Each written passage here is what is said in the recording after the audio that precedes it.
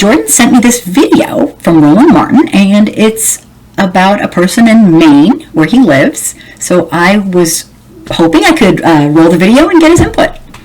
So welcome, Jordan, and I want to know what you think. All right, let's get right into it. Okay. See what's going on. This is Roland Martin's video. On filter.com, you can make this possible. Girls, no charcoal girls are allowed. I'm white, and I got you. Illegally selling water without a permit On my property. Whoa! Hey! You don't live here. I'm uncomfortable. Take a look at this exchange that happened in Maine between a white woman and a white man over the use of the N-word. Hey man, I heard your conversation in there, and you might want to have an outwardly racist conversation in a more private place. Outward. Yeah, I heard you say the N-word multiple times, and that's just not cool, dude. You don't like that word? No, because it's not appropriate. It's a slur. Well, you call it a slur, but my conversation, which I'm hoping to have with you, is why would it be a slur okay for them to say? But No, not there's me, a lot of but people. not me, No, because- there's a lot of people in the black community who don't like that word either. And I appreciate that. But a lot of black people died with that name being yelled at them, and a lot of people. Wow. A lot of black people enjoy using it as. Yep, there we go again with the excuses. So, like I always say on all these videos, it's getting old, but it has to be said, guys. Check out the old videos that I've done with Kim. I've said it time after time after time. There are a lot of racist white people up here in Maine.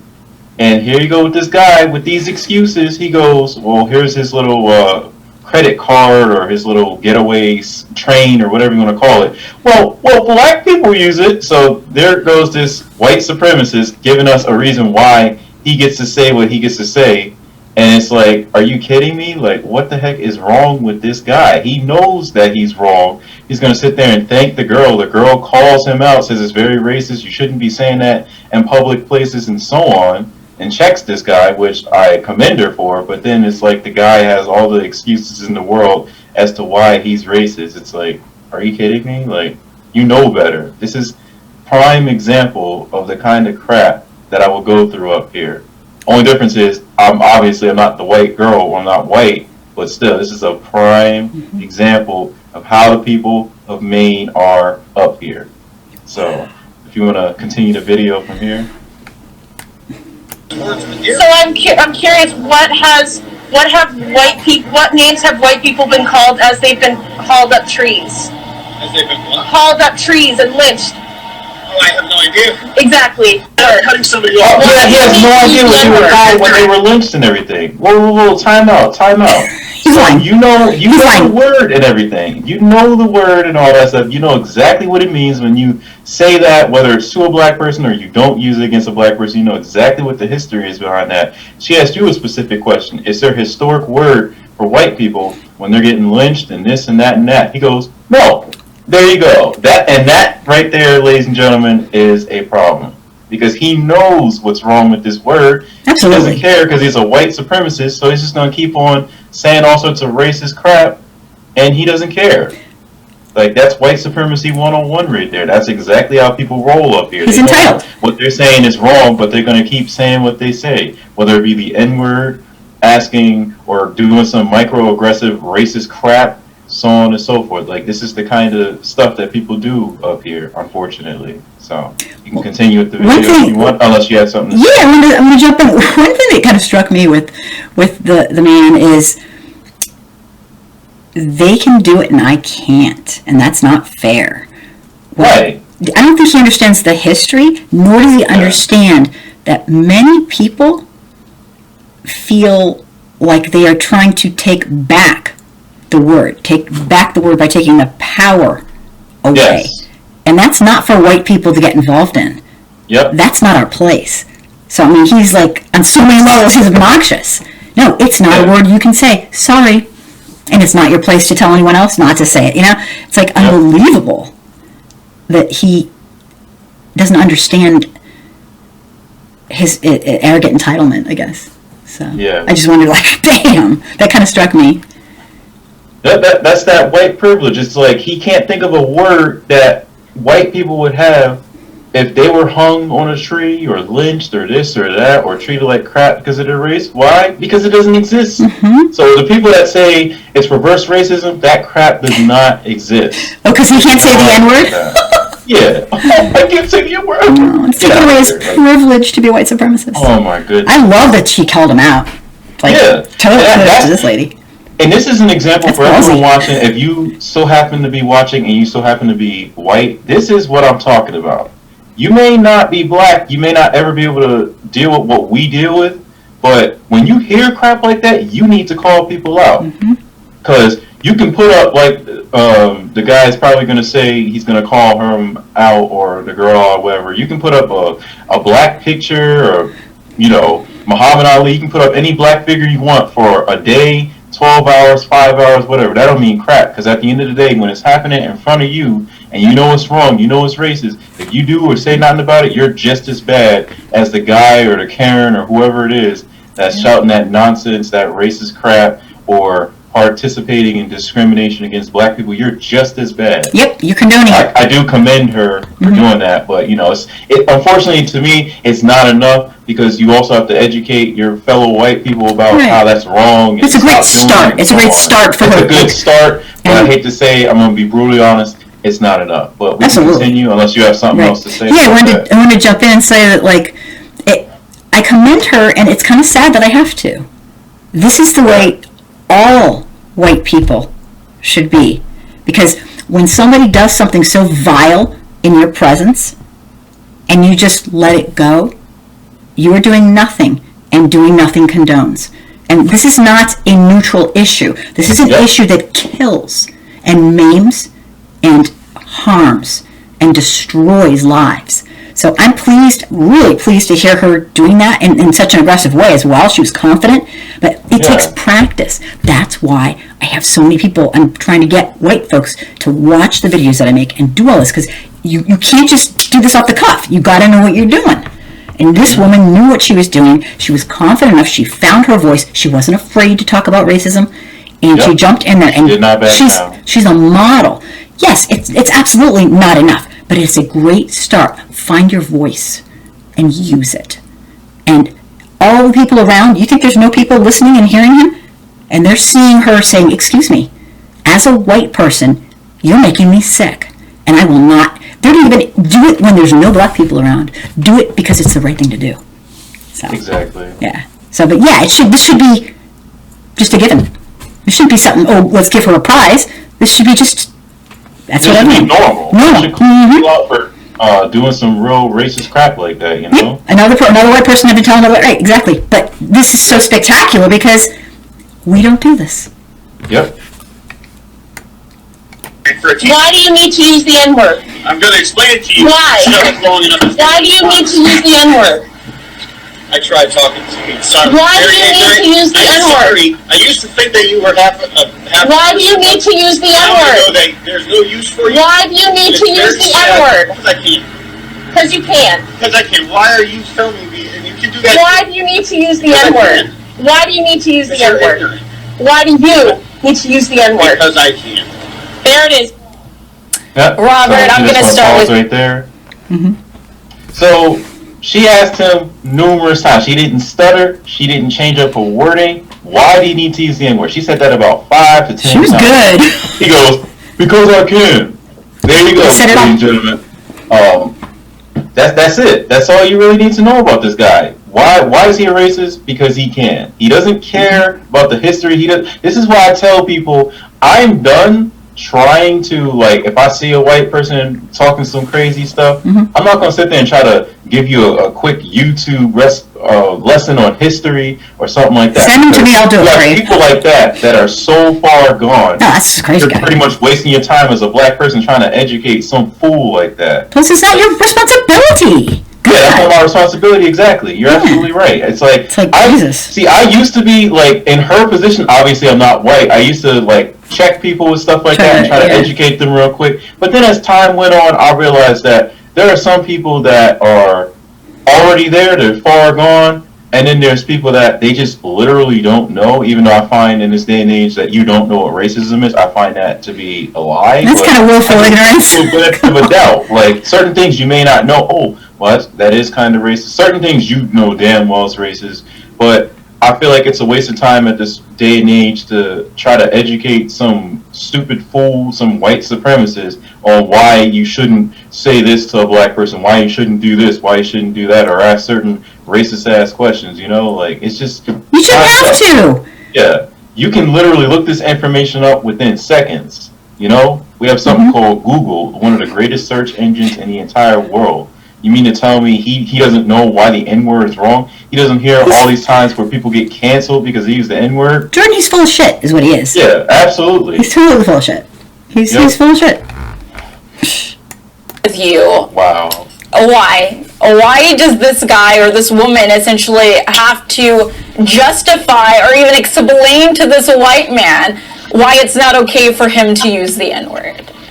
Man, look, shout out to Tyrell or Jamal or whatever her black boyfriend from college's name was, because that woman is an ally. And like whatever he had her in that dorm room watching Malcolm X movies, listening to Jay Dilla and everything, he probably got a kente cloth at home, dashiki, got the Adinkra symbol, all that stuff. So shout out to whoever made her an ally. But let's understand, this is the only way that you start rooting these people out, because when you as a black person says something to this white guy, they say, "Oh, you're playing the race card." It takes another white person to approach them in whiteness, and without all of the aggression and anger that goes with it, to approach them in whiteness, and then they can understand and have a civil conversation. So this is something for them to work out amongst themselves. I think that if you want to be a real ally, it's not enough just to turn your Instagram or your Facebook picture to a black square every time that black person gets shot, but actually to do things such as this to work your way to start working through the community. And that's why you start weeding it out over the course of a couple generations. It's not going to happen in a day, in an hour, in a week, but over the course of a couple generations, we see these things reducing and eventually going away. A perfect example, if you want to look at the F word, as it relates to the LGBTQIAPK plus community, 20 or 30 years ago, it was in music, it was in movies, it was in comedy. Today, it is gone. If you look at the way that we talk about Jewish Americans in this country, there used to be anti-Semitic slurs and blazing saddles and all sorts of other parts of pop culture. Today, it is gone because they worked it out of the community, and we have to do the exact same thing for the N-word. Scott? Now, I just wanted to pause that right there. Yep. Now, he had some really great points and everything. Like, the one thing I am going to question, though, that he said was the whole ally thing. Like I said, it's not enough. I agree with what he was saying, but I use the term ally loosely because, you'll have one day where certain white folks, they'll come out, they'll march with you, they'll say Black Lives Matter, say a couple of chants with you and stuff like that, and then behind closed doors, those are the same people that are being white supremacists and everything. So I'm 50-50 on that. I do agree there are some allies out there. There are some white people that will take a bullet for you and stuff like that, but it's not enough. Right. It's normal where someone stands up for you because you're a black person, and someone's saying, "Oh, F this, you're an end," and this and that and so on. So, I just wanted to put that in there because some people will say that they're an ally, and it's like, you know what an ally is, right? Like, an ally isn't someone that comes out for 2 seconds and then the next day they go back to their clan meetings and stuff like that. You know what I'm saying? And So. here's the point I wanted to talk to you about. I absolutely get what you're saying. The person you're describing as somebody who goes to a rally and gets a picture on Facebook is hey, look at me. That's called a fake liberal. That's a fake liberal. That's not an ally, absolutely. But on the other hand, it isn't enough. But what she did was way above and beyond what a fake liberal would do. She actually put herself out there, and it's not enough because all white folks need to be doing this and taking a stand. But the ally, the use of the word ally is kind of a wishy-washy one. Another point I wanted to make was, as a white person, we do not label ourselves as an ally. No. We are not. You don't say, "I'm an ally." That's not our place to label it. We can attempt to try to be an ally. Being an accomplice is much better. But when you say, like white people saying I'm an ally. If you're a white person saying you're an ally, no, you're not. No, it's not our place to say. Because you see, that's like, you're never there. And it's a lifelong continuum of anti-racism. And we have to continue, every one of us, me included, I'm working till the last breath we take, trying to get closer and closer to becoming the person we know we should be and supportive. But so any white person who says, well, I'm an ally is full of shit, because that's not our place to say. A black person can say, you know what, you've been a great ally. And that's really nice. That's a really nice compliment. But you don't label yourself, because upon that labeling, suddenly your work's done. According to you, you're an ally. That's it. Done. Our work is never done. Does that make sense? So yeah, I just have to be real clear about that. I'm not saying that she didn't do nothing or anything like that. I just had to be real clear, because you have the ones that actually will put themselves on the line to the point they can put themselves in harm's way and stuff. And then there's some that are like, well, I did go to that one march and that's some bullshit and fake liberal. And I totally get what you're saying. That's a little scapegoat. I know. Right. That's like I say in my videos, Jordan, I say, what do I say? It's kind of funny because I've said this so many times, Jesus. I say, you know what? A fake liberal is someone who goes to the march and then has a luncheon afterwards and doesn't invite a single solitary black person. Because they don't know anyone. It's like, look at me, yay, and then they get their face and look at me, I'm so great. No. Sorry. You're perpetuating the problem, and that's when they think they're an ally. And it all stops because they're an ally already. They got no work left to do. They did their work. Their job's done. They get to go home. No, I hear you. Don't think I hear you loud and clear. Yep. Okay. Yeah, I'm usually cracking up at this segment, but this was a pretty serious segment and a teaching moment. I tell my colleagues at my law firm and my colleagues that don't look like me that given this racial reckoning, given this heightened racial consciousness, I don't want you to be anti-racist, right? Because no one's going to admit that they're a racist. I want you to be anti-racist. I want you to stand up and say this is wrong and weed it out and address it in whatever way you feel comfortable addressing it, so we can weed out systemic and generational racism, right? So nobody's born with a racist gene. No one believes that they're racist, and yet generational and systemic racism continues to self-perpetuate in our society. But these moments, like that woman took up the mantle and as an ally said, why do you have to use that word? And in the end, what he told her was really because white privilege says I can use it, right? And he was unapologetic about it. You see, racism rears its ugly head in a despair and impact way. It can be the Proud Boys, but most of the time it's rooted in white privilege, right? And I'm not letting people that don't look like me off the hook, but it manifests itself a lot in these moments, and we need black people, white people, brown people as allies to stand up and say enough is enough, because families are teaching new racists every day. Environment where people that don't look like me that they grow up in, and they're being taught racism and to use that word. And unless someone like a white ally doesn't stand up or stands up and says, no, that's wrong, then it's going to continue to be generational, and racism is going to rear its ugly head at all generations going forward. This is the moment that we have a chance to stop it. All those white people and brown people that were out there protesting George Floyd, I applaud it, because racism is not a black issue. Let's be serious. It may affect us negatively 400 years from slavery to now, but it's not a black issue. It's America's sin. And to move past and get to the promise of America, of freedom, justice, and equality, it's just not going to be up to me and Monique and Robert and you and Roland Martin. We're going to need everybody to say this is wrong. We don't need any silent partners anymore.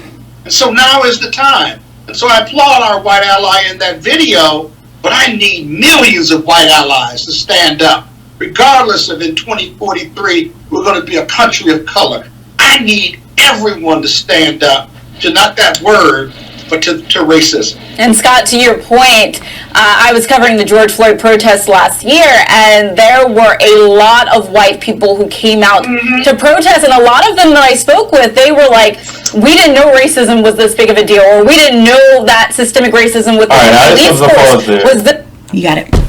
Now, when she said that there was millions of white people that came out to the George Floyd protest, all over the country. They said, all over the country, all over the world, actually, even Japan, believe it or not. Yeah, I know. But specifically America, because this is a white problem. Right. And he said, well, we had no idea it was this bad. I just kind of want to roll my eyes to that, because when you have a lot of people, remember, consistency, it's kind of like how this person came out and said this person did this to them. Then you have 20 to 30 other people saying it. The thing is, it's consistency. It's not like once every 100 years, there's like this random black man or woman that comes out and says this word called racism happened to them, and it was some white people being wrong to them because they're black. This is a daily basis. It's not like back in the 60s or something like that, way before YouTube and podcasts and things like that. You'd have people come on the shows and everything. I mean, yeah, you did have people coming on to shows and stuff, but it wasn't like instant. You know what I'm saying? Like now, anyone from all over the world can do it. As long as you got a smartphone or something like that, you start to record and you start to stream. You can have everybody on your own personal show. You don't have to have like $1 million to get it started. Right, so the fact that some people that were white that said they had no idea this was going on, I kind of just like, where the hell? You're calling bullshit on that. Like, are you kidding me? You had no idea. Yeah, I don't. What America were you living in? This is why I try to tell white people, there are two different worlds. There's your world where you don't have to deal with racism because you're white, you know, you're fair skinned and all that. And then there's our world, like whether you are successful, you're the worst of the worst, like meaning you attack everybody, you're a criminal, you're just a bad person, and you're black or whatever.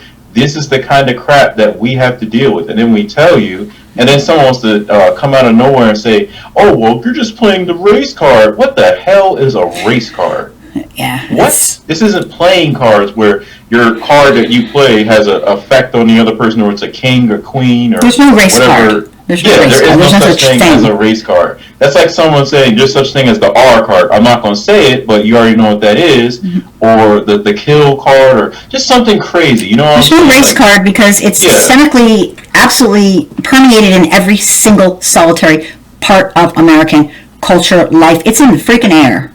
And the race card thing is a joke, and I absolutely agree with you that, you know, the woman, she's very sweet, and she's saying, you know, that's what people said, and she's saying what they said, and that's a very, very defensive thing to say, and understandably so. But you see, like Jane Elliott always says, raise your hand, when she's on the audience, raise your hand if you'd like to be treated the way we treat black people in America.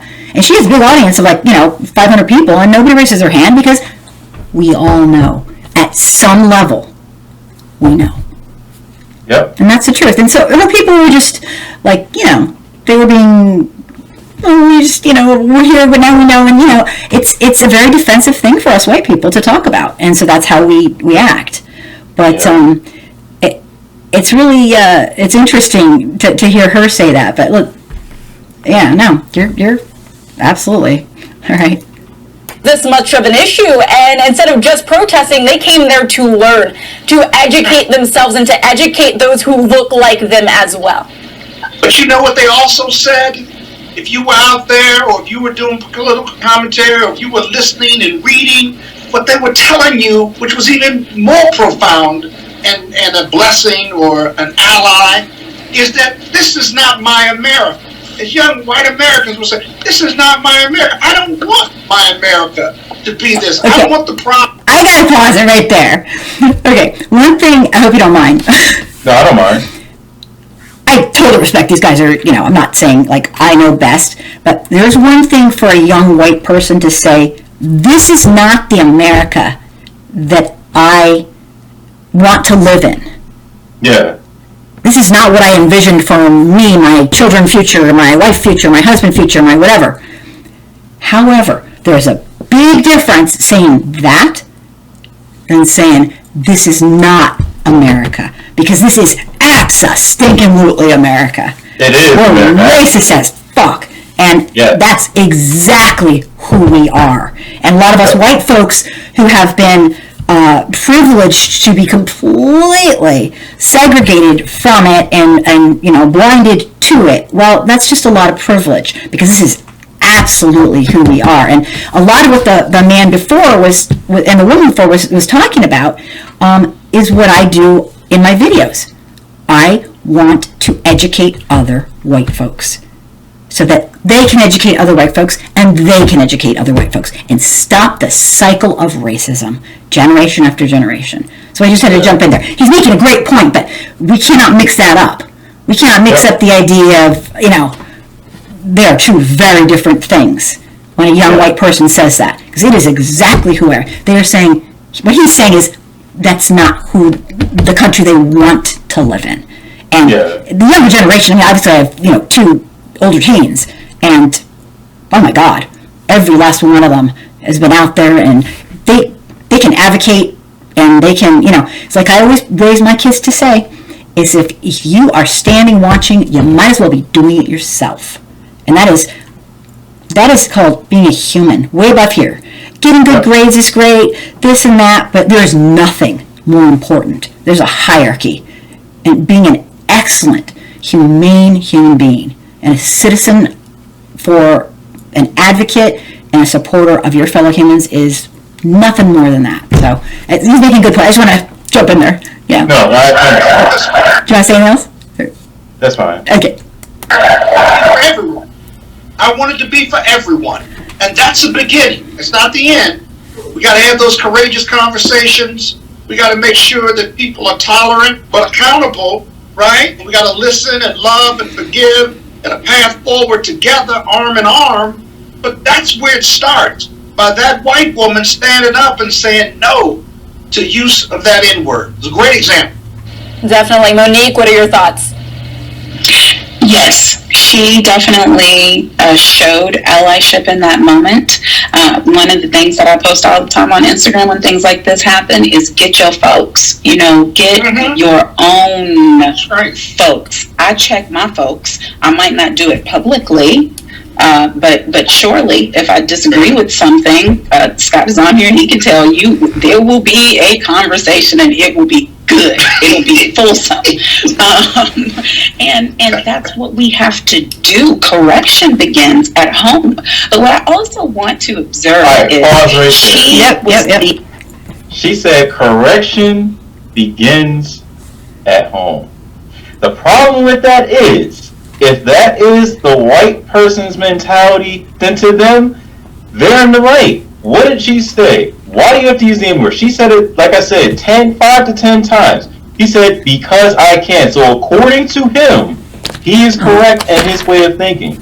So that's very dangerous, because one person's version of correct is someone else's incorrect, even though we know what morals are. Right. He's just a flat-out white supremacist. So according to him, he can say it if he wants, because he's a white supremacist. That's one of those "I'm white and I say so" kind of things. So it's like, really? But I agree with what she said. It's just someone can take it and spin that into, well, you black people, you deserve it, you ends, blah, blah, blah. And I'm like, here we go again. So well, yeah. I had to clarify. When she said, what's funny is when she said correction begins at home, I absolutely get what she's saying. But for a second, this is what my take on it was this. Jordan, you're going to laugh.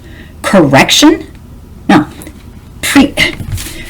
Preventative measures. You don't correct the person. You teach them the right way, so there will never be a correction necessary. It's being like proactive versus reactive. Exactly. If you're a mom or a dad and you're a white person, you do not wait till your kid uses the N-word. You do not wait till your child discriminates and says, I don't want that kid at my party, he's black. No. You teach them from birth, all along, about the society we live in. You're proactive. And I'm not trying to mince words with her. I mean, I get she's saying everything perfectly. But if you're a white person, because I only speak to white, I don't educate black people or, brown people or people of mixed backgrounds. That's not my place.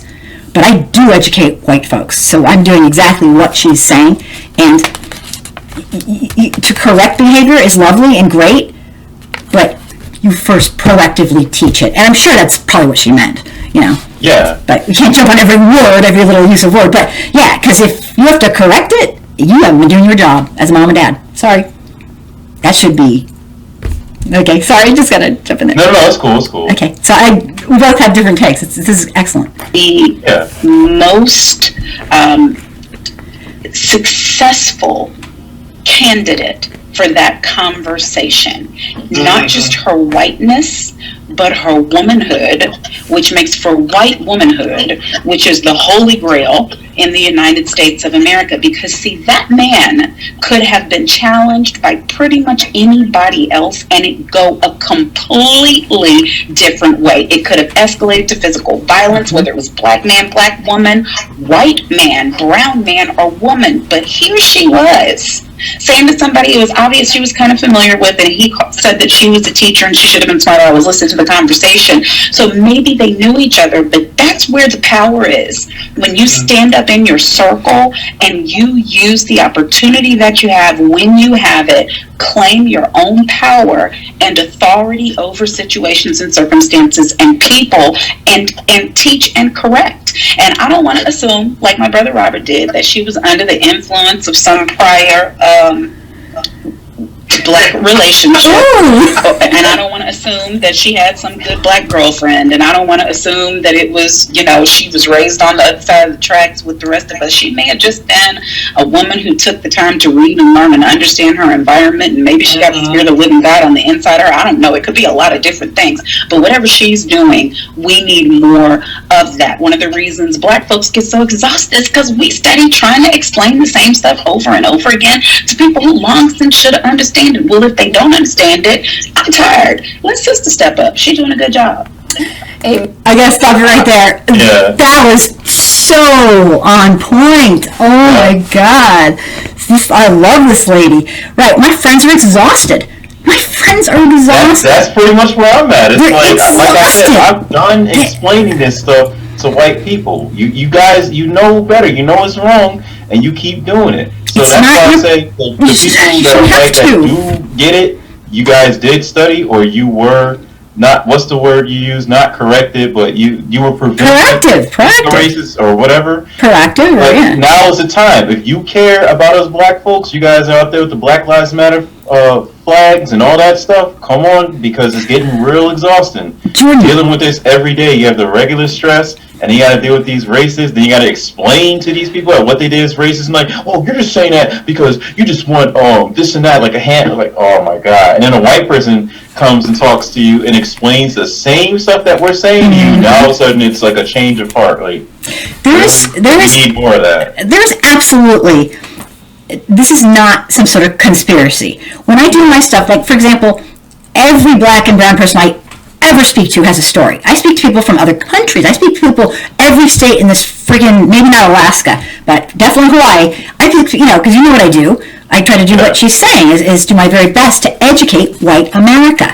And I'll tell you, if it's a conspiracy, it's the best damn conspiracy I've ever heard, because every last freaking person has a story. They have a story for them, every person in their family, every person they know is black. This is not a, this is real. And it's amazing that I feel like really glad when the first wave of George Floyd protests came through, and I saw so many white people. It was the first time in my whole life I was like, oh my God, I was like blown away. Because I've been doing this for a long time, and I never see white people. And they were just white people. They might not know a lot about systemic racism, but they were out there. Even the ones that didn't know shit, they were out there, and they weren't just standing around. They were right in the face of those police, and I was like, damn. So I made a video, what's the next step? And the video was called, I protested in the George Floyd Black Lives Matter protest. What do I do now? And because that's kind of what she was talking about, like, what's the next step? And it is, we've got to educate ourselves. Great, you realize police brutality is wrong. You realize it's overt, and it's with impunity, and it's absolutely a crime against, an ongoing crime against humanity. And that's great to be in that protest, and that's great to be right out there. And, I mean, these people, they weren't just standing around like Yahoo in the Women's March, like yay. Yeah. That was so disingenuous, a lot of it, not including black women and just, not including transgender women. It was obnoxious. But these people, we saw video after video. So I think the next step is what she's talking about.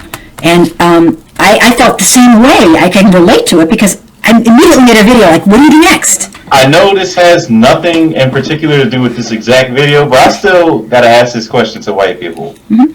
Out of all the things that have happened within the last 5-6 years, with social media really blowing up, the YouTube, the Facebook, basically the day and age of I can pull out a camera, record it, upload it within a few minutes or something, depending on how big the video is, the quality, etc.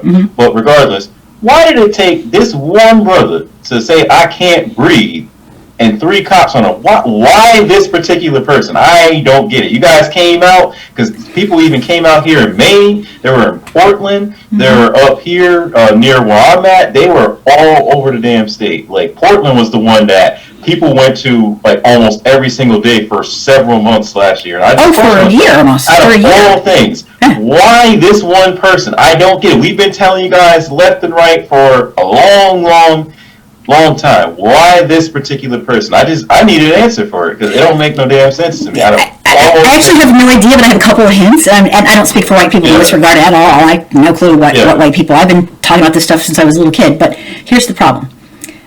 We were in the pandemic, and a lot of people had started to be at home, okay? Yeah. And they were at home, and they were in this kind of collective wow, together. Yeah. And we got to see the man murdered in front of us. It wasn't like a grapple. He was looking into the camera with this little smug fucking look. Yeah. Like, with his hand in his freaking pocket. And we got to watch a man die before our eyes, begging for his mother. And a lot of people were home for the pandemic. This guy, it wasn't like, oh, wait, what's happening there? Maybe he did something. Yeah, he was in handcuffs. Very clear. He was like, we're watching him. We saw people begging, please. Do you see them outside? They were begging, my God, please. And that was the other thing. It wasn't like just one camera. It was like days later, there was another angle. It was like, some certain white people were like, well, he shouldn't have been resisting. And guess what? Take a look at Exhibit 2, the video from behind. There's no way he can resist. There's like 3 cops on this guy. So like, what the hell are you talking about? So, they killed him. They killed him in front of our eyes. Yep. And that, although you can say, well, we've seen stuff like that before, this was special. And I have no excuse for why white people are finally stepping up to the plate and noticing. But you know what? All I can say is it's the first time in my entire life, where for just not very long, but for a moment, I was like, this is a freaking miracle, and I wanted to cry. Like, this is a miracle. People are actually, I don't know how or why, and I have no answers. It's just being in a really rough spot pandemic as a nation altogether. People were at home. They didn't have anything to do. They could turn on the news, and nobody could. They watched a man snuff the fucking life out of another human being with his hand in his pocket, staring at the camera, smugly not saying a word. Yeah. So, just my take.